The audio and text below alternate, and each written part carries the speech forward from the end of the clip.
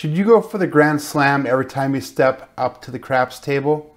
Or should you exercise restraint and use a strict set of rules? The answer may vary depending on your particular situation. In this video, I will show you how you can turn $500 into over $10,000 within a year. Hey, my name is Joe and this is my Craftsmaster journey. Let's make it yours too.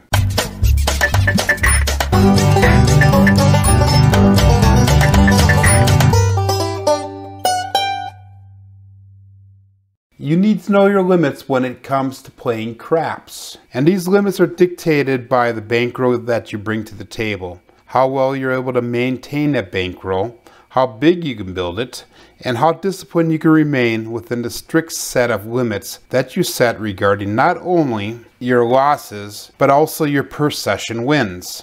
Areas of concern may include, but are not limited to, your starting bankroll, both the total amount of money in your bankroll and the amount of money you bring to the craps table. These will become different values as time goes forward. The second area of concern would be your per session stop loss win goals. The third area of concern would be how you reinvest your profits to help your bankroll grow. And most importantly, number 4, how much of your total bankroll you should risk at each session. This is the plan that I have devised and will use going forward over the next year to try and turn $500 into a bankroll of over $10,000.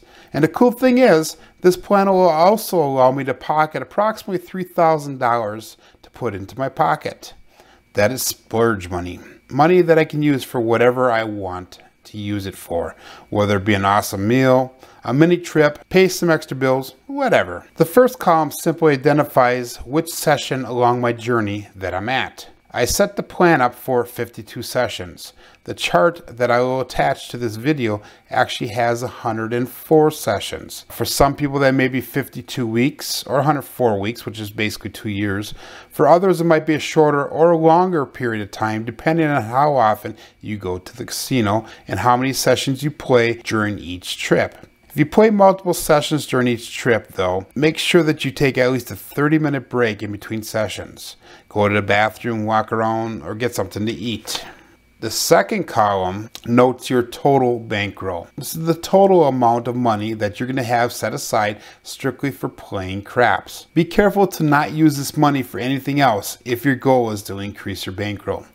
I will show you in a little bit how you can increase your bankroll and still take a little money out to put in your pocket. The third and fourth column depict how much of your total bankroll that you will use during each session. Unfortunately, you'll need to start off with 100% of it to begin the journey, which is a bit of a risky situation, but it is necessary. Each session that you play through, the percentage of your total bankroll is decreasing eventually and ending up at 10% risk. The method that I've set on this chart will also increase your per session bankroll as it decreases the percentage of your bankroll at risk. Eventually though, the amount you bring to the table will decrease for a while until you reach a point further in your journey where it will increase once again. The fifth and sixth columns show what your session goal is. Once you reach your goal, you'll have a few options. The first option is, and this is probably the most disciplined of all of them, is to pull all your bets off the table, at least the bets that you can, and lock up that profit, and then leave the table as soon as possible. The second option is to lock up your goal profit and use the rest to play the shooter out. This also shows discipline, but it also allows you a little bit more flexibility to make some more money. When that shooter is done though, win or lose, you need to color up and leave the table. The last option is to remove enough chips off the table to reach your goal, plus half of the remaining, and lock them up so the casino has no chance to win it back from you. The remaining chips can be used for further play, or to tip your dealers.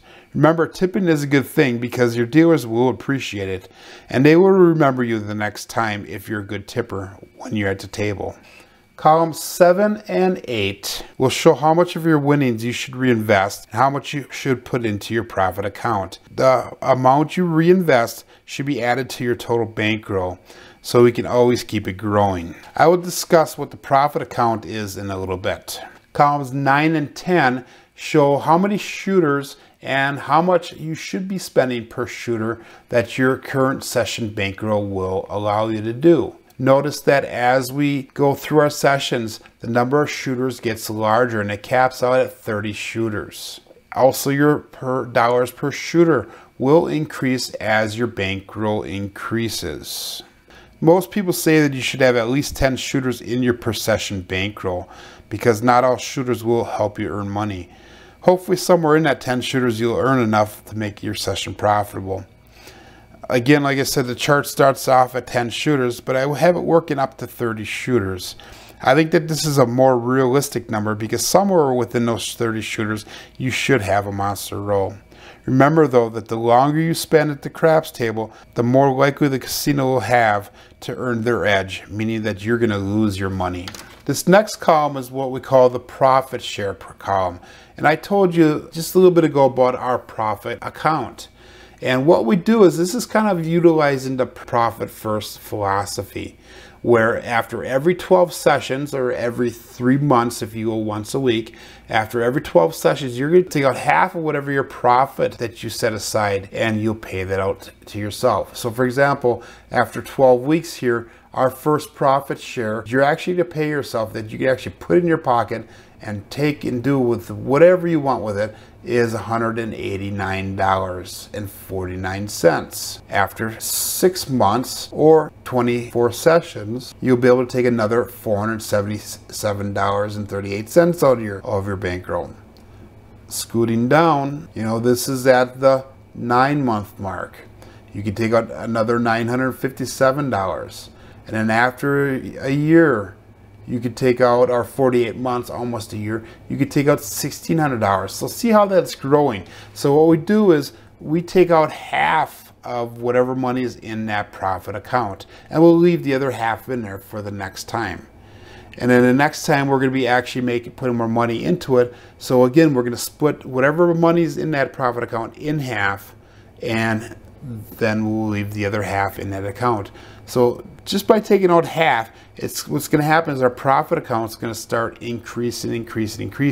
And the longer you go, by only taking half out every 3 months, the bigger, hopefully, that account will be. And the bigger your payouts will be. So in reality, I mentioned earlier in the video that you could take $3,000 and put that in your pocket, and you can buy a meal or go on a mini trip or pay some extra bills or do with it whatever you want.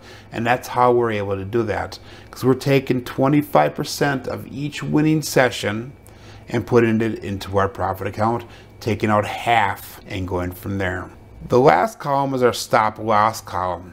Now this is extremely important to follow. I have set at 1/3 of what our current session bankroll is. So 1/3 of 500 would be $166.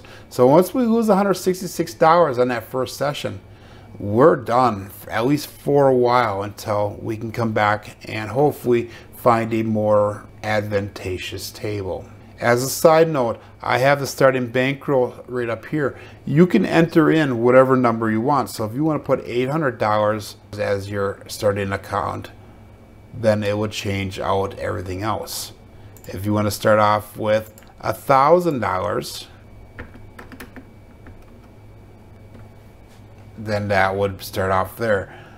Like I said, my goal is to start off with $500. So this is where I'm at for $500. So if you look at this, starting off with $500, we can realistically go 52 sessions, and we would end up with somewhere between $10,000 to $11,000. On the chart here, we have it at after the 52nd session, we'll be at $12,000. I also have it set up again, like I said, for 2 years.